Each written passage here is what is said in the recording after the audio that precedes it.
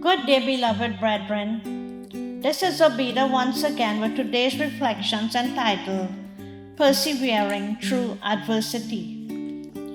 During the gold rush, a miner who had been mining for several months decided to quit his job since he had not struck gold and the work was becoming frustrating and tedious. And so he sold his equipment to another man who resumed mining where the first man had left off. The new miner was advised by his engineer that there might be gold just about 3 feet away from where the first miner had stopped. The engineer was right, which means that the first miner was just a mere 3 feet away from striking gold before he quit. You see, beloved, when things begin to get hard, you just do not give up and quit. Who knows, maybe there might be waiting for you a shining light at the other end of the tunnel. Persevering through adversity always has a positive outcome, since there is always a silver lining behind every dark cloud. Many people often give up on their dreams because the road they have to take might become difficult or tiresome. And sometimes success can be right at our fingertips and we just might not be aware of it. If only we push a little harder, who knows, we might be closer to the finish line than we might ever think. Beloved, one thing is guaranteed in this life, that is adversity. And when we least expect it, it silently creeps upon us, causing much turmoil and pain. Yes, sometime or the other, adversity is sure to ring your doorbell, and if we allow it to, it will most certainly very well stay for dinner. Therefore, it is up to us to draw the line. In persevering through adversity, there are 2 important choices we must make. Number 1, either we draw closer to God, or number 2, we drift away from Him. If we walk with God, our hope stays alive. But without God, the road becomes dismal and lonely. Walking with God doesn't mean that everything will be fine and dandy. Sometimes the circumstances might become so ugly that we might even vent our anger and frustration on God in our desperation. We may plead and beg and even cry, but still we will continue to hold His hand because we acknowledge that He is Lord and Master of the storm, and only Him and Him alone can rectify the situation.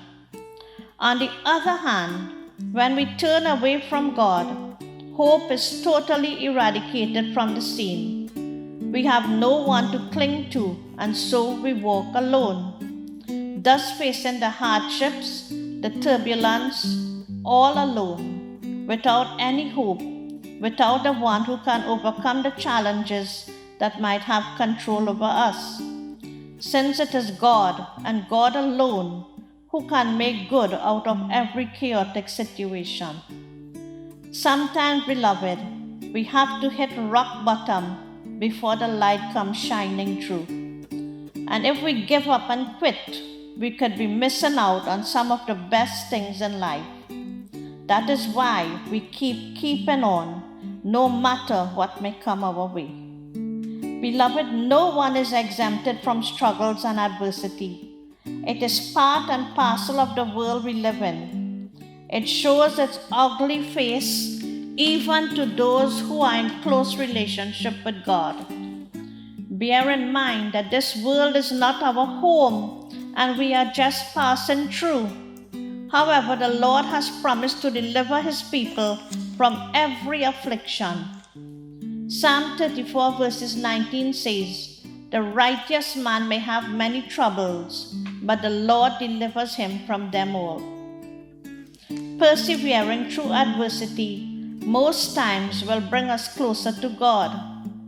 For instance, if life is running smoothly and successfully, and everything is fine and dandy, then we find we have no use for God, since we find we can get by on our own strength. But beloved, let us not forget that God is the one who gives us that strength which we need to stand, and it is Him who provides the way for our success. In Romans chapter 5 verses 3 to 5, St. Paul speaks about perseverance, where he says that we know that suffering produces perseverance, and perseverance produces character, and character produces hope. And hope does not put us to shame, because God's love has been poured into our hearts through the Holy Spirit. Beloved, persevering through adversity and overcoming, believe it or not, gives us a more godlike character. We become more Christ-like in spirit, being patient and compassionate.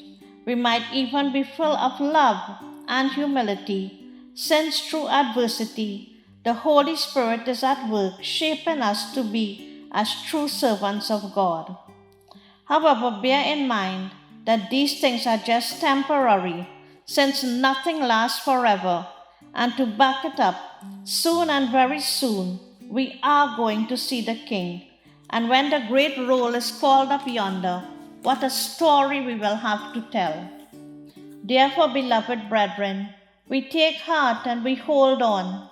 And whenever we feel like giving up and letting go, yes, why not let it all go in childlike trust and surrender everything to our Lord and Master?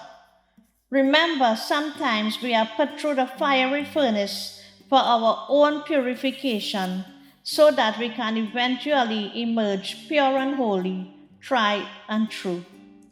I leave you with a little phrase I came across. It goes like this: getting us into hot waters is often God's way of keeping us clean. And so may Almighty God bless you, my beloved brethren. Remember, in order to see the light at the end of the tunnel, sometimes we just have to look through eyes of faith. So be blessed, my beloved, and I pray you have an awesome and a marvelous day. God bless you.